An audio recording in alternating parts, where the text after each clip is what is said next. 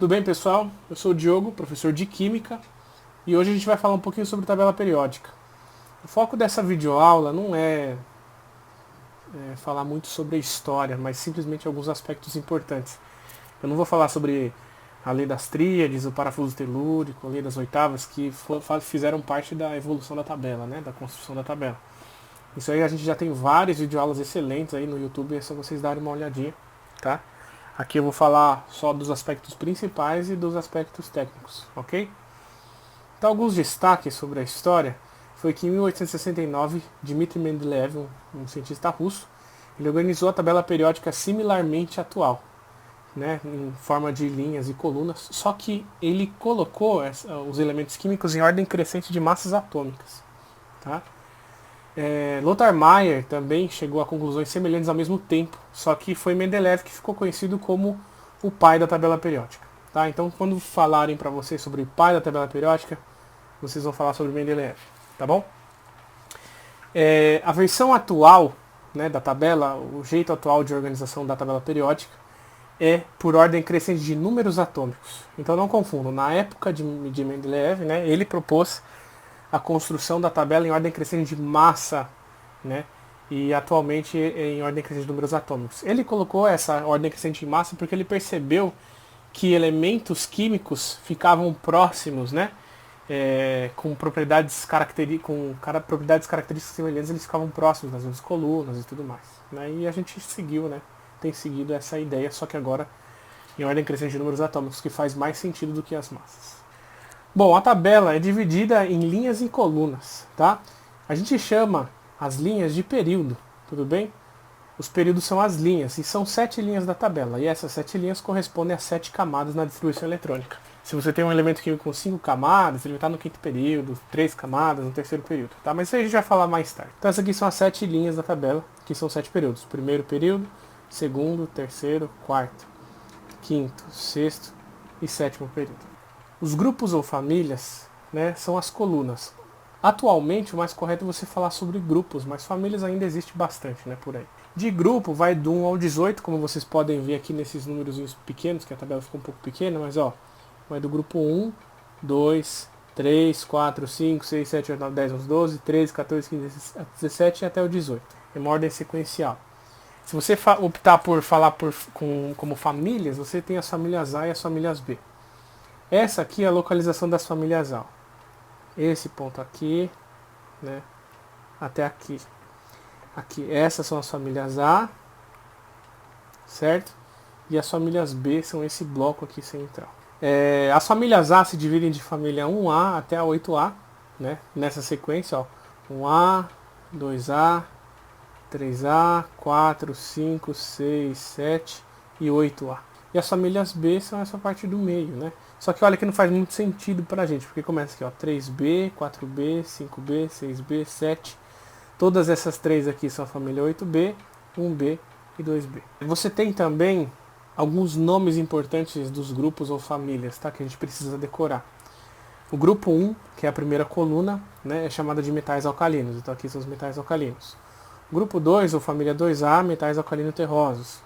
O grupo 13, ou família 3A, grupo do boro. Grupo 14, ou família 4A, grupo do carbono. Grupo 15, ou família 5A, grupo do nitrogênio. Grupo 16, ou família 6A, grupo dos calcogênios. Grupo 17, ou família 7A, grupo dos halogênios. E grupo 18, ou família 8A, grupo dos gases nobres. Tá? Isso aqui é muito importante. Uma coisa mais importante ainda é isso aqui, ó. Por isso que eu coloquei bastante destaque. Elementos químicos do mesmo grupo, ou seja, elementos químicos que estão numa mesma família, por exemplo, aqui, ó, eles têm propriedades, até aqui assim, depois eu explico porque o hidrogênio fica fora. Eles têm propriedades químicas semelhantes. Então todos esses metais alcalinos aqui, por exemplo, reagem violentamente com a água, certo? Todos os elementos aqui da família 8A ou do grupo 18, né, eles são inertes, eles são estáveis, altamente estáveis, ok? E além disso você tem as séries que são as séries dos lantanídeos e do actinídeos, tá bom? A série dos lantanídeos são essas daqui e a dos actinídeos são essas daqui. Eles saem desses dois pontos aqui da tabela. E eles ficam aqui embaixo simplesmente por uma questão estética, porque senão a tabela ficaria muito comprida, tá? Ficaria muito larga, ok? Por isso que eles vieram aqui para baixo. Então a gente chama de série dos lantanídeos e série dos actinídeos. Existe também a divisão da tabela periódica em blocos de acordo com a terminação da distribuição eletrônica, ou seja, de como que a distribuição eletrônica termina, em qual subnível mais energético, certo? Então essas duas primeiras colunas aqui da tabela, todos os elementos dessas duas famílias aqui vão terminar sua distribuição eletrônica com subnível S, tá? Subnível mais energético, o último termo. O hélio aqui também é uma exceção, ele termina com S, tá? Esse pedaço aqui embaixo vai terminar com subnível P, certo? E essa parte aqui do meio vai terminar com subnível D. E essa parte de baixo aqui vai terminar com subnível F, como sendo o subnível mais energético. E mais especificamente falando, né, a distribuição eletrônica no S aqui vai terminar com S1, S2, P1, P2, P3, P4, P5, P4, P5 e P6, exceto esse aqui que termina com S2, né? E o do D vai terminar D1, D2, D3, D4, D5, D6 até o D10, e aqui, né, tem exceções, tá? F1, F2 até o F14. Tudo bem? Não dá para chegar direito, mas essa é a ideia, tá? Agora, eles vão ser chamados, se terminar com o subnível S ou P, eles são chamados de elementos representativos. Então os elementos representativos correspondem aos subníveis mais energéticos S e P, inclusive esse daqui, são chamados de elementos representativos. E os de transição, né? Os de transição tem que terminar com o subnível D ou subnível F. Então esse aqui vai ser transição externa, porque termina com subnível D, e esse daqui de baixo vai ser transição interna, vai ser classificado como transição interna porque termina com F, tá?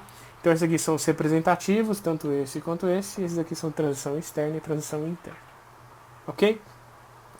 Existem, né, vários tipos de elementos químicos na tabela, como a gente pode ver aqui do lado. Existem a classe dos metais, a classe dos ametais, os gases nobres e o hidrogênio, tudo bem? Onde que eles estão na tabela? Eu vou apagar essa parte aqui que eu desenhei para vocês enxergarem melhor onde que fica essa subdivisão. Então nós temos aqui os metais, né? Os metais são divididos aqui nessa parte, eu vou só mostrar para vocês.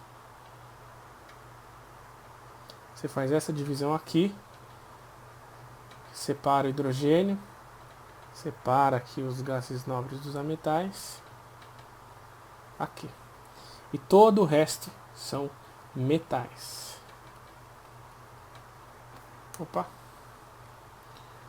Os metais. Tanto essa parte quanto essa parte de baixo aqui. Tudo bem? São metais. Esse aqui são os ametais.